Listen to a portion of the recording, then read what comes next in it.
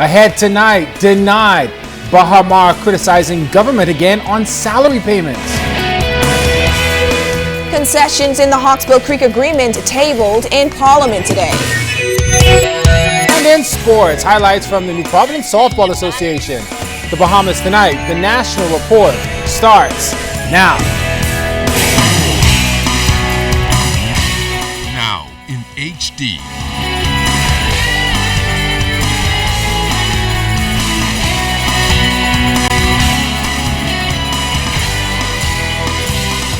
ZNS Network presents The Bahamas Tonight. This portion of the news brought to you by BTC Every Day. Of words between Bahamar's developer and government erupts yet again, this time for not agreeing to pay its foreign staff. Good evening, everyone. I'm Chris Saunders. And good evening. I'm Charisma Robinson.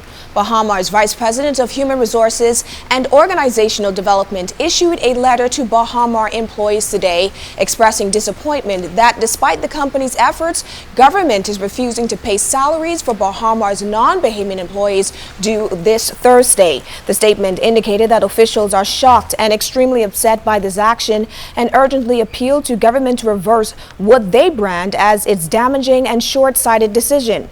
The letter reminded employees of Attorney General Senator Allison Maynard Gibson's statement that government would cover Bahamar's $7.5 million payroll.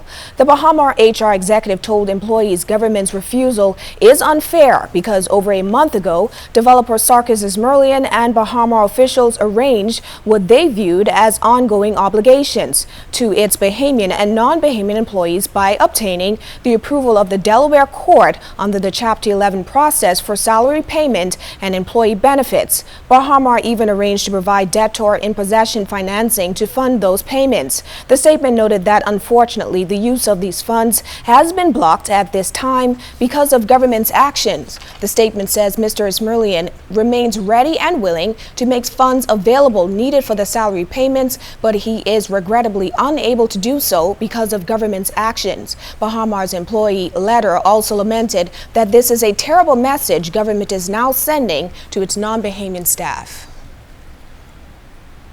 The cost of the Bahamar project delays now total $400 million, and developer Sarkis Ismerlian confirmed that that price will increase as until a deal is reached between the developers, government, China XM Bank, and China State Construction Company. Mr. Ismerlian spoke to Star 106.5 FM Jeffrey Lloyd on the entire Bahamar bankruptcy ordeal. He says progress is being closely made on solidifying a deal, but more must be done to ensure the multi-billion-dollar Bahamar project opens as soon as possible. Regarding his relationship with the Prime Minister, Mr. Ismerlian says he has the utmost respect for Prime Minister Perry Christie and likened it to a marriage. He says he's now, quote, sleeping on the couch. He explained why he filed for bankruptcy in the United States of America. Is a well-trodden path that is being used by countless of international companies that have a connection to the United States to reorganize their financial affairs. It is a process that allows you to pause, look at all your creditors and say, okay, now let's sit down and find a way to pay you back. Unfortunately, the Bahamas doesn't have a Chapter 11 process. If they had it, we would have filed in the Bahamas. Of course we would have filed in the Bahamas. But what we have in the Bahamas is we have a liquidation process. And under liquidation process, you cannot do the things that you can do under Chapter 11. Mr. Ismerlian has made it no secret that once a deal is made, he prefers Bahamian contractors to complete rather than employees of China State Construction. The quality of their work has been excellent, and they've done what they were supposed to do when they were supposed to do it. They've done it within their budgets. And so I believe that today, if China State Construction is unwilling to complete Bahamar, we can easily complete it with Bahamian contractors and with international consultants and engineers to help finish the project. It is absolutely possible for Bahamar to open in time for the Christmas season. But closing very rapidly. And legal maneuvers that the government has undertaken will only lead to delay that. Mr. Ismerlian wanted to make it clear that he does not want to kick China Construction out of the project, but their partnership remains tainted. They have missed every single schedule that they have produced, not me, that they have produced. They have missed every single labor projection that they have produced, not me, they have produced. And these repeated failures have led us to where we are today. For 2 years now, we've been telling the bank and senior management in China, of China State Construction, that they needed to make changes and they needed to do it or else we were going to have a problem we have today. In the past 18 months, I've written 9 times to the chairman of Exim Bank and to the chairman of China State Construction asking for their help.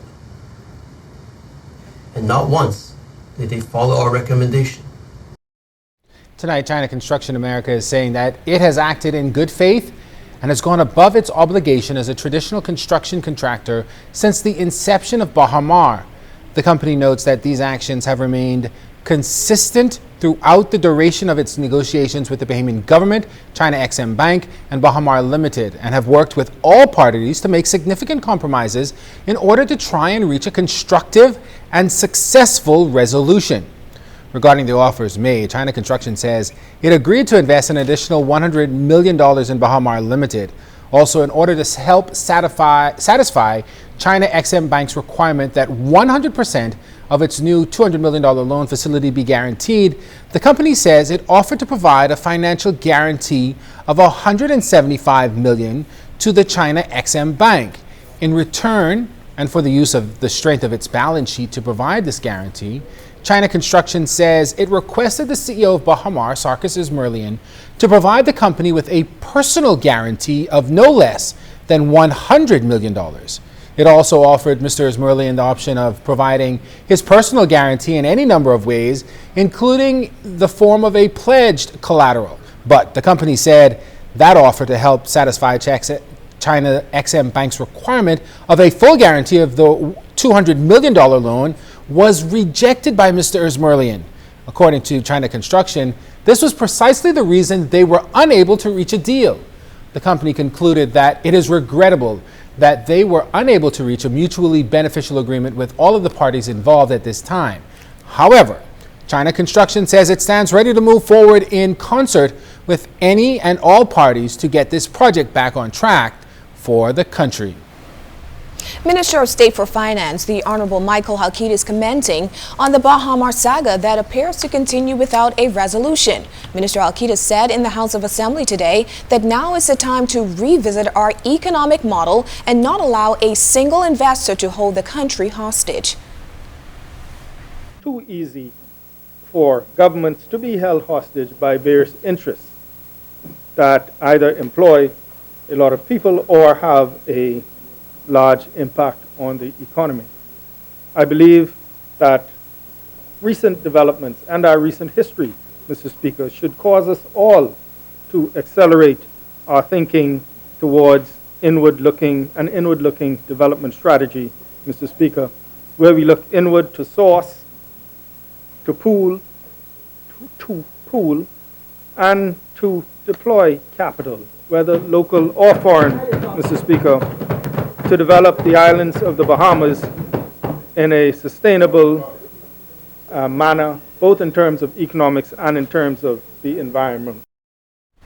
The Bahamar bankruptcy ordeal has not only impacted the actual project opening, but those small local businesses who wanted to operate there. Saskia Adderley tells us in this report that Coles of Nassau is one of them. Tara Morley Nolan is the general merchandising manager for Coles of Nassau, a company that had big plans for when Bahamar opened. We were planning on rolling out 2 new stores at Bahamar, Men's Boutique, our Morley for Men's store, and then Coles of Nassau, our Ladies Boutique. She feels that the Bahamar brand tied nicely with her company. Sarkis, I think, had a really wonderful vision for Bahamar and for the future of the Bahamas with this project. And it tied very nicely also with our vision as a company for the type of clientele that we're going after, for the type of tourists that we'd like to see coming to the Bahamas. The store would have hired anywhere from 10 to 15 people. It's really unfortunate what's happened. But now everything is at a standstill. A lot of our capital as a medium-sized company is tied up in the build-out of those stores because we try to self-fund all of our projects.